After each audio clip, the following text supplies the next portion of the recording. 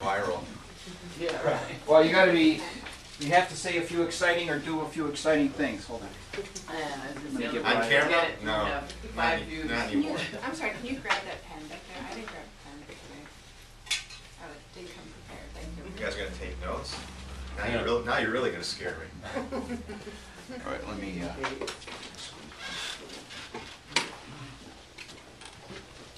want to turn it?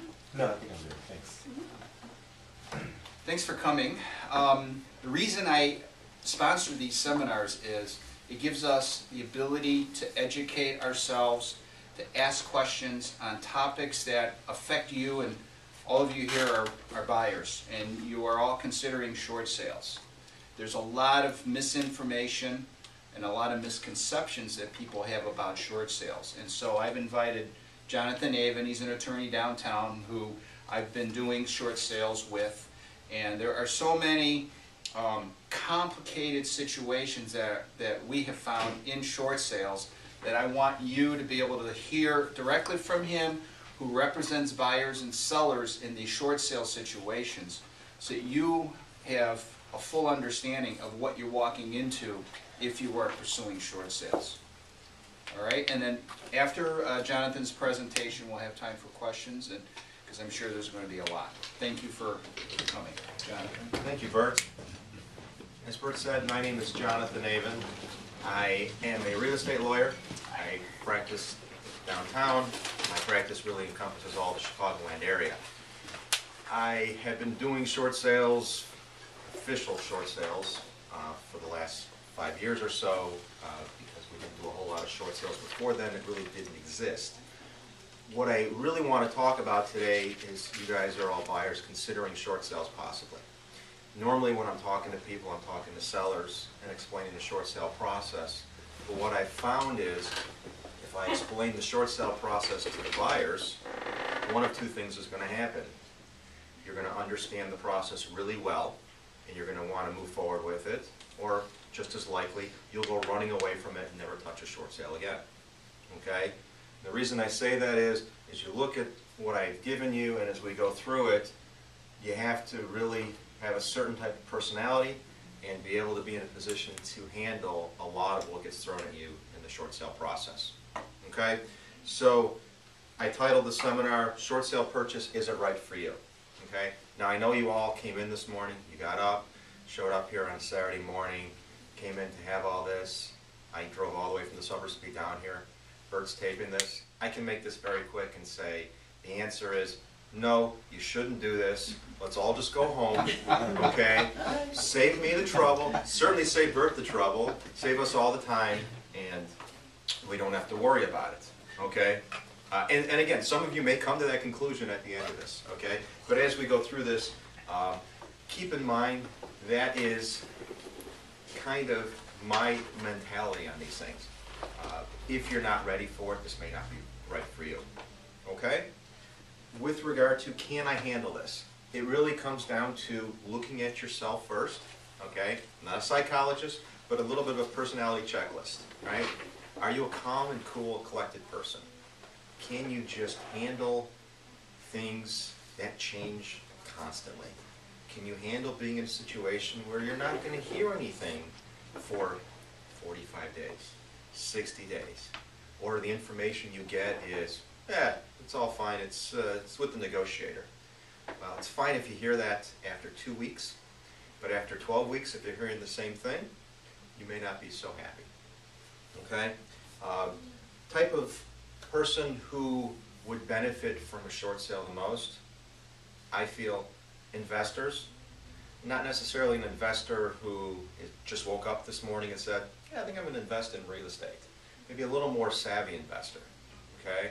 If you're buying it to live in it, somebody who has an open-ended lease arrangement. You know, you're living at home, you're in a month-to-month lease, something where you can close it in a month or close in 6 months, okay? Again, as we get through this, you'll understand why sometimes it happens quick, and most often it doesn't. Okay? What I have written down here for can I handle this, I just want to review that. We have delay. negotiations, more delay, lack of communication, and even further delay. You'll notice I like the word delay. All right? There's a reason for that. All right? If you've heard anything about short sales, you guys have heard that it takes a long time. All right? That's relative to most people. Because what does it mean to take a long time? A couple of months? Yeah, that wouldn't be a long time in a short sale. 4 months is average now. 6 months is not uncommon. I have deals that have gone a year or longer. So that is a long time. That is the kind of delay we're talking about. All right? Now, as far as why does it take so long? Why is there this delay? I think it's important for you guys, even as potential buyers of short sales, to understand what the process is. All right? Some of my outline here kind of meshes and intersects. So what I want to do is really explain to you guys kind of a scenario of what happens from a buyer's perspective. But I'm going to be telling it to you as a scenario of what happens from the perspective of me as a lawyer, either on the seller side or the buyer side, explaining to you what's going on with the transaction. Okay? You find a short sale. Bert's taking you out. He's found this great place for you. The place a couple of years ago is worth $300,000. It's a beautiful condo, and other things in the area are selling for $150,000, similar condos. And you say, I want this place. I'm going to put in an offer at $100,000. Isn't that great? The place was worth $350,000 a few years ago. It's worth $150,000 now, and I'm going to get it for $100,000. Great. Let's do that, okay? You put the offer in. Seller gets your offer. Seller couldn't be happier. Wow, there's numbers on a piece of paper. I'm going to accept it because I don't care. I'm a seller in a short sale. I'm not getting any money out of this thing, and I will take whatever they give me. Okay? We're all good so far? Put an offer in at 100. We think we're going to get the place of our dreams. Okay? Submit the offer. Now, once the offer gets submitted and accepted by the seller, the real fun begins on the sell side. Okay? I do a lot of short sale work.